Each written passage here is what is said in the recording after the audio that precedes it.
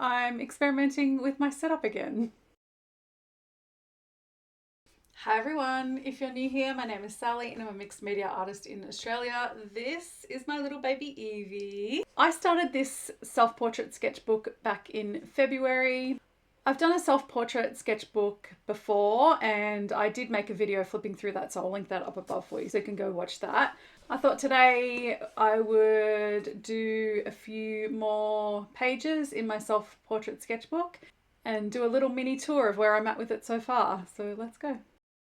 Now this is going to be a shorter little video this week because I've got a really long one coming up next week. So just to give you full advance warning, I've got a long video about the whole process of making the monthly zine that I make for my Ko-fi members. So I'll just take this opportunity to say thank you to my wonderful members now. And if you've ever thought, what exactly is it that I'm sending out each month? Like, what is the rewards? Is it worth it?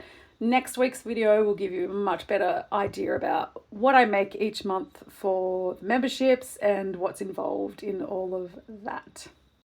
So this week, I'm just going to do a couple of self-portraits in my self-portrait sketchbook. This portrait here, I just taped some washi tape around the edges of the page previous to starting the portrait, and just sketched out in graphite and then used a black fine liner. So nothing fancy. And this is not a sketchbook that I pick up with really any real regularity. It's just whenever the mood hits to do a self-portrait, I pick it up and I pop it into this book here. I find self-portraits really interesting and useful. As a portrait artist primarily, they're a really great way to practice expression and proportion, and you've always got a subject because it's your own face. So you've always got a reference on hand.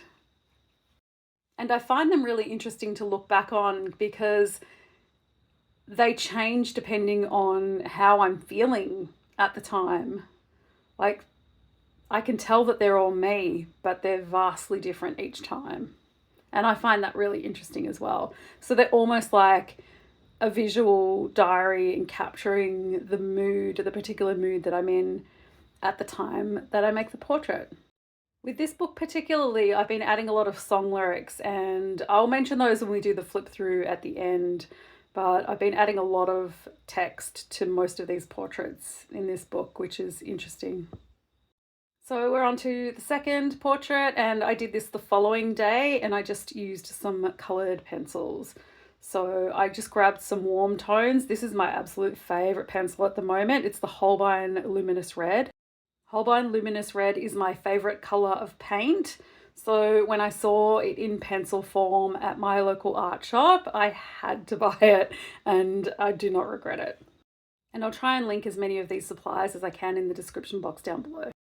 Now, self-portraits are an incredibly common piece of art that artists make, or a subject that artists paint, and they really became popular around the Renaissance, with mirrors becoming more available. And most artists that I can think of have tackled self-portraits. I mean, you can't even think of Frida Kahlo, for example, without thinking about self-portraits. Like, that was such a huge part of her entire body of work. Albrecht Durer created one of the earliest childhood self-portraits, which was him as a 13-year-old boy, which was created in 1484. But it was Rembrandt who really popularized the self-portrait. He went off with self-portraits. He was just making them non-stop. I find it really interesting personally to see women artists' self-portraits. Women tend to draw or paint themselves in many different roles and with a lot of different symbolism, and I find that really fascinating. I feel like you can tell a lot about an artist by their self-portraits. I've talked about the Zorn palette a couple of times, and Anders Zorn had a painting that was a self-portrait, and you can see the Zorn palette colours on his paint palette in the painting, and that's really cool to me. So you can learn a lot from self-portraits, I think. So I highly encourage you to either look up some of your favorite artists and see if they have completed self-portraits, or complete one of yourself next time you're wondering what to draw or you want to study anatomy or practice expressions. I find them to be a great, like, low stakes portrait to work on, because I guess because I just see this face every day, it's nothing special, you know? So I did all this in colored pencil and really happy with the way this one turned out too. So I thought I'd give you a little flip through of where I'm at with the self-portrait sketchbook so far. Like I said, I started this in February and I actually made a video making this first page. This was in alcohol marker and pencil. And because I'd used alcohol marker, I just used paint markers on the back to cover that up and just used fine liner for both those pages. This was me as various animals, like my face on various animal bodies, just very simple with the lyrics for Lola Young's Messy.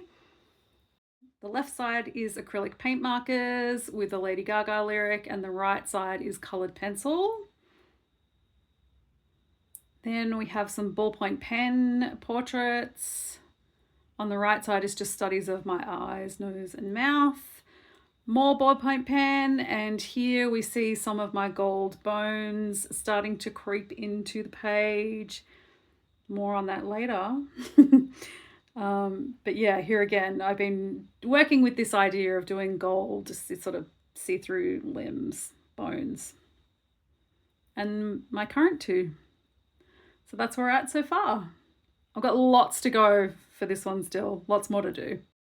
Thank you so much for watching. I really appreciate you being here. Let me know if you've ever done a self-portrait or if it's something that you'd be interested in doing. Like this video if you liked this video, and consider subscribing to the channel for more art stuff. I only have a few full spreads left of my main sketchbook, so we'll be touring that one soon, hopefully. Thank you so much for watching, and I'll see you next time.